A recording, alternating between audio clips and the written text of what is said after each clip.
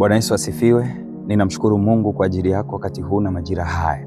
Leo nataka tukajifunze kwa habari ya kumjua Mungu kwa ubinafsi au faida za kumjua Mungu kwa ubinafsi. Ukisoma kitabu cha Ayubu 22:21, Biblia inasema mjue sana Mungu ili uwe na amani, ndipo mema yatakapokujia. Haleluya.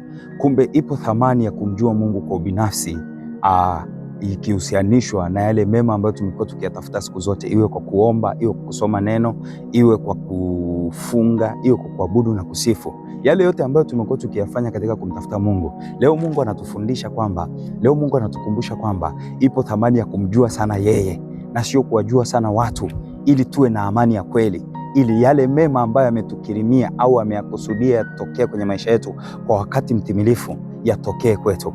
Bwana Yesu asifiwe. Kwa nini neno hili limekuja? Kwa sababu tuko kwenye kanisa la siku hizi za mwisho ambalo watu wamekuwa wakiwajua sana watumishi, watu wamekuwa wakiwajua sana wazee wa kanisa, watu wamekuwa wakiwajua sana wanadamu, ambayo mwisho wake wamejikuta wakiingia kwenye zahama ya kuachwa, ya kukataliwa, ya kuwa disappointed, ya kutokufikia ile hatima ambayo Mungu amekuwa akiwatakia, amekuwa akitaka waifikie.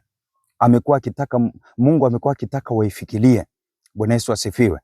Kwa namna gani basi? Hem, tujifunze kwenye hichi kisa cha mama yake na Samuel, nabii Samuel. Ukisoma kitabu cha Samueli wa kwanza, mlango wa kwanza, mstari wa 13 hadi wa 17, hapa kuna kitu tunajifunza. Biblia inasema, basi Hana alikuwa akinena moyoni mwake, midomo yake tu ilionekana kama anena, sauti yake isisikiwe. Kwa hiyo huyo Eli alimdhania kuwa amelewa. Ndipo Eli akamwambia, je, utakuwa mlevi hata lini? Achilia mbali divai yako. Mstari wa 15, Hana akajibu akasema, hasha bwana wangu, mimi ni mwanamke mwenye roho ya huzuni. Mimi sikunywa divai wala kileo, ila nimeimimina roho yangu mbele za Bwana. Usimdhanie mjakazi wako kuwa ni mwanamke asiyefaa kitu, kwa kuwa katika wingi wa kuugua kwangu na kusikitika kwangu ndivyo nilivyonena hata sasa. Mstari wa 17, ndipo Eli akajibu akasema, enenda kwa amani, na Mungu wa Israeli akujalie haja yako uliyomwomba. Bwana Yesu asifiwe. Kwa nini huyu kuhani alimdhania kwanza kwamba Hana amelewa? Ni kwa sababu wakati mwingine hata watumishi ambao tunawafuata ni wanadamu kama sisi. Bwana Yesu asifiwe. Ni vibaya kuwafuata watumishi? Hapana. Ni vibaya kuwasikiliza watumishi wa Mungu? Hapana. Lakini jua ni wakati gani unatakiwa kwenda mbele ya mtumishi wa Mungu na ni wakati gani wawe kwenda mbele za Mungu kwa ubinafsi. Hebu angalia hapa, huyu mama asingejua Mungu anayemtafuta kwa maneno haya ya kuhani kwamba amemwona kama amelewa. Huyu mama angeanza kufikiria kwamba inamaanisha nimekuja kanisani alafu mtumishi wa Mungu ananiona kama nimelewa. Kumbe hata watumishi hawako rohoni. Kumbe hata watumishi wakati mwingine hawatujali. Kumbe wanatuchukulia sisi kwa matendo, kwa tabia ambazo wanaziona kwa namna ya mwilini. Mtumishi wa Mungu, nataka nikwambie, ukiendelea na hiyo tabia utaendelea kuwa disappointed sana. Utaendelea kukataliwa sana. Utaendelea kurudi nyuma sana kama usipochukua hatua ya kumjua Mungu kwa binafsi. Hebu ona, huyu mama hakumjibu kwa fedhea na kwa kejeli kama vile ambavyo mtumishi alikuwa amemuona. Kwa nini? Alijua alichokuwa anakifanya, yeye alikuwa anaumimina moyo wake mbele za Mungu. Haja yake ilikuwa nini? Haja yake ni ilikuwa apate mtoto.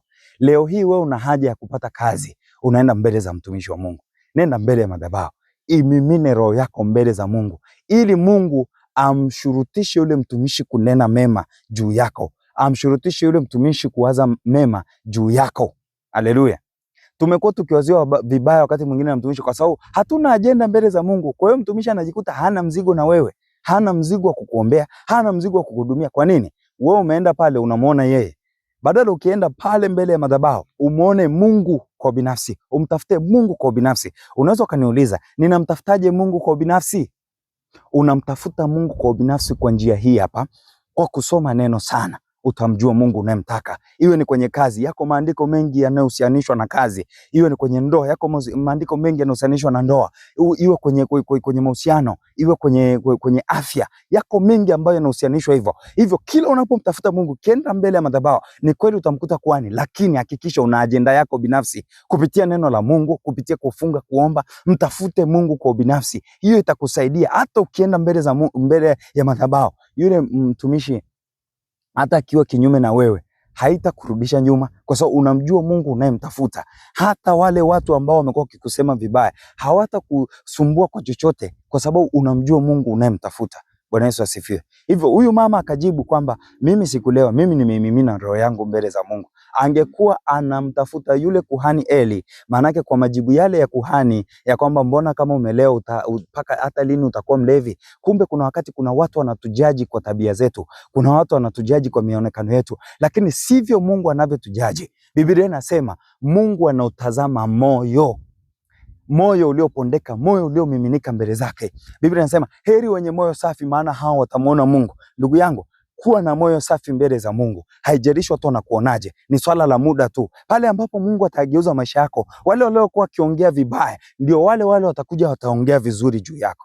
Bwana Yesu asifiwe. Kwa maneno hayo machache, nataka tuende mbele za Mungu, tukamshukuru Mungu na tukaombe mbele za Mungu. Pale ambapo tulikuwa hatujasimama vizuri na Mungu, pale ambapo hatukusimama vizuri na Mungu, pale ambapo hatukumtafuta Mungu kwa ubinafsi, tuende mbele za Mungu. Chukua hatua, omba, mwambie Mungu, sasa nitachukua hatua ya kusoma neno kwa ubinafsi, ya kufunga na kuomba, ya kuwa na ratiba binafsi za kukutafuta wewe Mungu. Hiyo itakusaidia, utakuwa kiroho na utaanza kuyaona mema na utakuwa na amani ya kweli kuliko ile ambayo tumekuwa tukiitafuta kwa watu. Bwana Yesu asifiwe sana. Haleluya. Funika macho yako, tumshukuru Mungu kwa nafasi na muda huu ambao ametupa kujifunza haya machache, na endelea kumeng'enya neno la Mungu pale ambapo utapata nafasi kupata uelewa mpana zaidi wa kumjua Mungu kwa binafsi. Baba, katika jina la Yesu, Mungu mkuu uliye hai, Baba wa rehema, asante kwa ajili ya huyu ambaye ameyasikia haya maneno. Baba, ninakushukuru kwa ajili ya maisha yake ya kiroho, kwa kuwa kuanzia sasa unaenda kuamsha roho yake, ambayo kwa hiyo atakuwa akikutafuta wewe kwa binafsi, kwa kusoma neno kwa bidii, kwa kufunga na kuomba, kwa kukesha, kwa kuabudu na kusifu na kukutolea sadaka kwa namna ya ajabu mno, ambayo kwa hiyo Bwana utakutana naye, na ndipo amani yake ya kweli itapatikana, na ndipo amani yake ya kweli itapatikana, na ndipo yale mema ambayo umemtarajia yatapatikana na atayapata kwenye maisha yake. Katika jina la Yesu Kristo nimeomba nikiamini kuwa wewe ni Bwana Mwokozi wa maisha yetu. Amen. Ubarikiwe, endelea kujifunza, endelea kunifuatilia, endelea kumtafuta Mungu kwa binafsi, nao utajikuta ukitembea katika kushinda nyakati zote na wakati wote na majira yote, katika jina la Yesu Kristo wa Nazareti. Amen.